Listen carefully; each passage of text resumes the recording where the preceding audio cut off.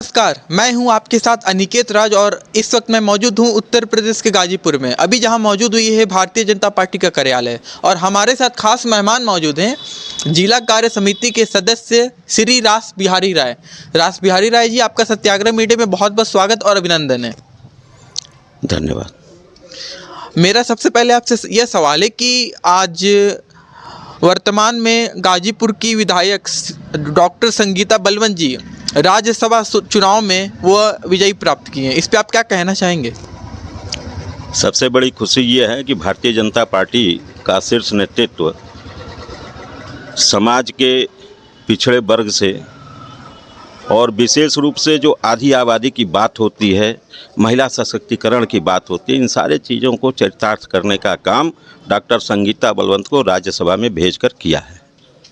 गाजीपुर में उन्होंने क्या विकास किया है? डॉक्टर संगीता बलवंत के कार्यों की जहाँ तक बात है, जब वो विधायक थी, इसके बाद वो उत्तर प्रदेश सरकार में राज्य मंत्री भी बनी। उन्होंने अपने कार्यकाल के दौरान अनेकों विकास के कार्य किए हैं। मुझे लगता है यदि गिनती कराने लगे हम तो हाथ की जो रेखाएं हैं वो कम पड़ जाएंगी। मैं चाहता हूं कि जो ये गाजीपुर में विकास किए हैं, आप हमारे दर्शकों को कुछ बताइए। देखिए, विकास की बात जब हम करते हैं, जैसे शहर के अंदर उन्होंने रामलीला मैदान एक है नवाबगंज के तरफ, उसमें उन्होंने विकास का काम किया है। अनेकों सड़कों का काम उन्होंने किया है। बाबा मौनी धाम जो है वह चोचकपुर, वहाँ उन्होंने विकास की गाथाएं बड़ी लंबी हैं, जिनको गिनाना मुझे लगता है कई घंटे लगेंगे। 2024 लोकसभा चुनाव की बिगुल अब बज चुकी है, बस कुछ ही महीने रह गए हैं चुनाव को लेकर। तो उत्तर प्रदेश में 80 सीट है लोकसभा चुनाव को लेकर, तो इस बार क्या लगता है? हम जीतेंगे, सारी सीटों को जीतेंगे। जिस प्रकार से अपने उत्तर प्रदेश के मुख्यमंत्री परम पूज्य योगी आदित्यनाथ जी महाराज कानून व्यवस्था को लेकर सख्त हैं, जो समाज में दिखाई दे रहा है या उनके द्वारा जो कार्य किए जा रहे हैं, अपराधी आज कहीं नज़र नहीं आ रहे हैं। अपराधी जो हैं या तो सरेंडर कर रहे हैं या तो जेल की सलाखों के पीछे हैं। अगर इनको भी धत्ता बताकर कोई अपराध करने की जड़ा भी हिमाकत अगर जुटाता है तो उनको धरती से ऊपर भी भेजने का काम हमारी उत्तर प्रदेश की सरकार कर रही है।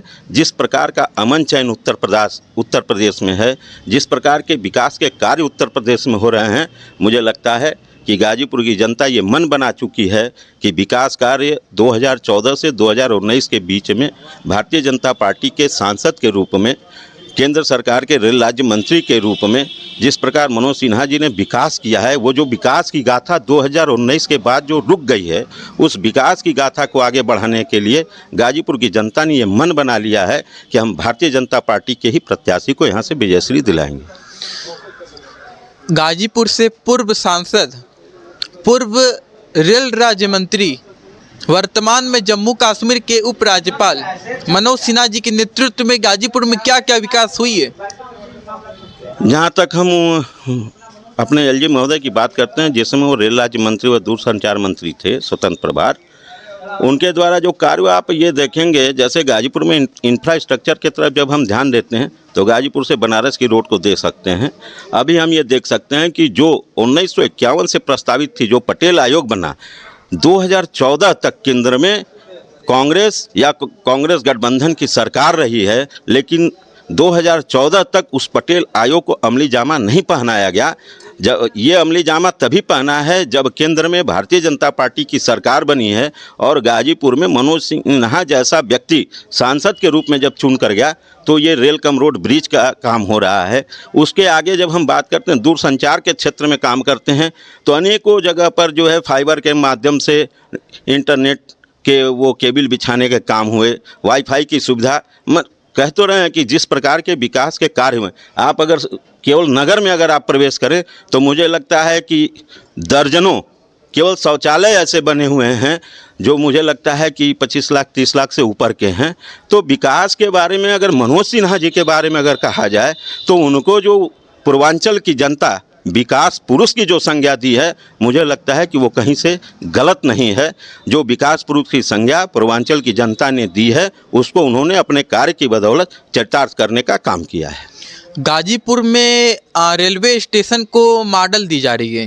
जी, बताए तो आपको कि भारतीय जनता पार्टी की केंद्र में सरकार है, भारतीय जनता पार्टी की उत्तर प्रदेश की सरकार है, और ये डबल इंजन की सरकार सिर्फ और सिर्फ विकास के क्षेत्र में काम कर रही है। मुझे लगता है कि यहाँ की जनता बखूबी उन कार्यों को देख रही है, समझ रही है, और उसी के अनुसार 2024 में पुनः भारतीय जनता पार्टी के पक्ष में निर्णय देने जा रही है। राहुल गांधी भारत जोड़ो यात्रा कर रहे हैं। हमें लगता है कि भारत तो कभी टूटा ही नहीं था, जो टूटा और वो या तो उनके नाना रहे, उनकी दादी रहीं, उन्हीं के समय में टूटा है। मुझे लगता हो सकता है वो अपना प्रायश्चित कर रहे हैं। केंद्रीय मंत्री स्मृति ईरानी जी अमेठी से चुनाव लड़ रही हैं और इस बार फिर से राहुल गांधी फिर से वहां से चुनाव लड़ रहे हैं।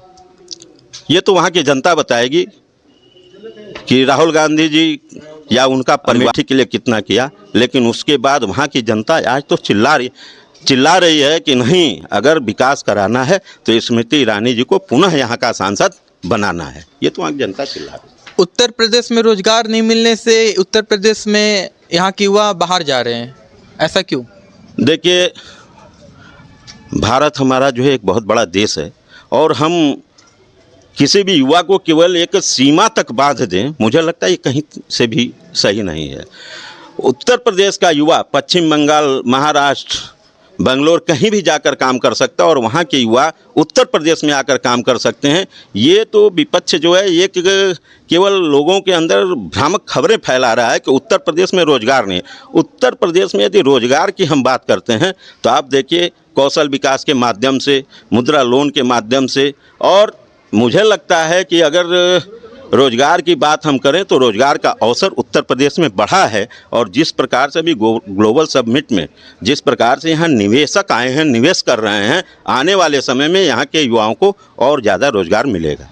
और मुझे लगता है कि अगर रोजगार की बात हम करें तो रोजगार का अवसर उत्तर प्रदेश में बढ़ा है। और जिस प्रकार से भी ग्लोबल समिट में जिस प्रकार से यहाँ निवेशक आए हैं, निवेश कर रहे हैं, आने वाले समय में यहाँ के युवाओं को और ज़्यादा रोजगार मिलेगा।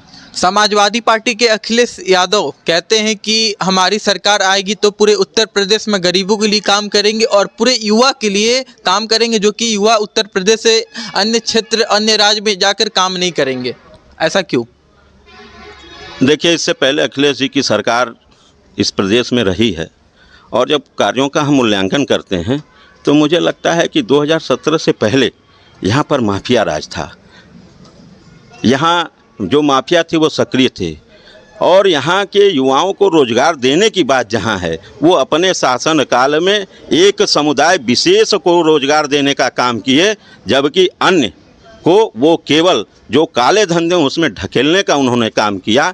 और उस समय जब वो नहीं कर पाए, जब मुझे अवसर मिला और मैं उस समय जब काम नहीं कर पाया, तो आज अगर हम केवल अपनी बातों से ये सोचें कि हम जनता को दिग्भ्रमित करके पुनः अपने पाले में ले आएंगे, तो ये संभव नहीं है। अब जो है समय बदल गया है और लोग हर एक चीज़ को समझ रहे हैं। बहुजन समाज पार्टी की जो अध्यक्ष हैं वो इस बार फिर से चुनाव लड़ रही हैं। ठीक है, बहुजन समाज पार्टी एक राजनीतिक दल है, उनको चुनाव लड़ना चाहिए, लड़ती आ रही हैं, लड़ना चाहिए। क्या लगता है कि वो बीजेपी में शामिल होंगी? ये उनका निर्णय हो सकता है। हर राजनीतिक दल स्वतंत्र है, हर लोग स्वतंत्र हैं, वो क्या करेंगे ये उनके पार्टी की बात है। राज्यसभा चुनाव के लेकर अभी समाजवादी पार्टी से कुछ प्रत्याशी जो विधायक थे वो भारतीय जनता पार्टी में आ गए। देखिए, एक बार राष्ट्रपति का चुनाव हो रहा था और इस देश की प्रधानमंत्री इंदिरा गांधी थी।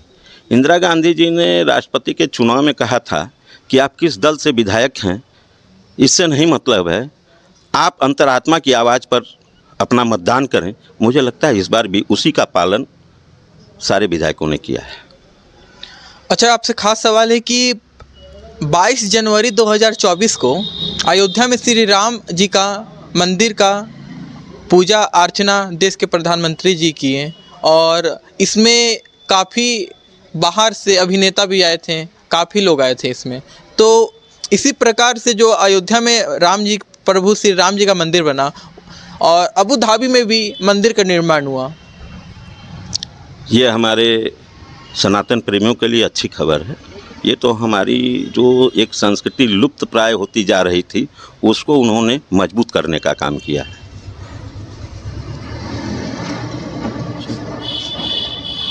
जो अबू धाबी में मंदिर का निर्माण हुआ उस पे भारत की संस्कृति को दर्शाया गया है। हम विश्व गुरु रहे हैं और अगर उस तरफ हम बढ़ रहे हैं तो इसमें खराबी क्या है। 2047 में भारत प्रधानमंत्री जी का सपना है कि भारत को हम विश्व गुरु बनाएंगे। विश्व गुरु कैसे बनाएंगे? निश्चित उस रास्ते पर हम चल रहे हैं। हमारे प्रधानमंत्री जी उस रास्ते पर देश को अग्रसर कर रहे हैं।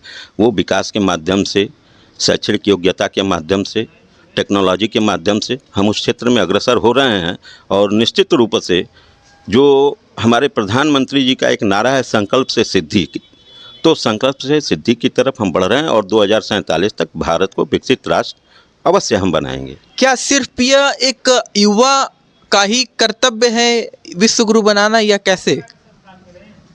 देखिए, किसी भी देश का नागरिक चाहे युवा हो या वृद्ध हो, वृद्ध नौजवानों को सही रास्ता दिखाते हैं और नौजवान उस रास्ते पर चलते हुए अपने समाज को, अपने देश को, अपने क्षेत्र को, अपने प्रदेश को आगे बढ़ाने का काम करते हैं। उसी रास्ते पर आज हिंदू जनमानस, हिंदुस्तान की जनमानस अग्रसर हो गई है। प्रधानमंत्री जी लाल किले से बोले थे 5 पंच प्रण है। 5 पंच प्रण में जो 5 प्रण है आप उस पर हमारे दर्शकों को बताइए। देखिए, उसमें बताना क्या है, उस पंच प्रण को सभी लोग जानते हैं और उस पर जो है अमल करना लोगों ने शुरू कर दिया है। मैं आपको बताया कि हमारे देश के प्रधानमंत्री जो है एकदम अपने देश को पुनः विश्व पटल पर विश्व गुरु के रूप में स्थापित करने के लिए काम कर रहे हैं और जनता भी उस चीज़ को आत्मसात कर रही है। निश्चित 2047 में हम विश्व गुरु बनेंगे। आप अपना कीमती समय दिए इसी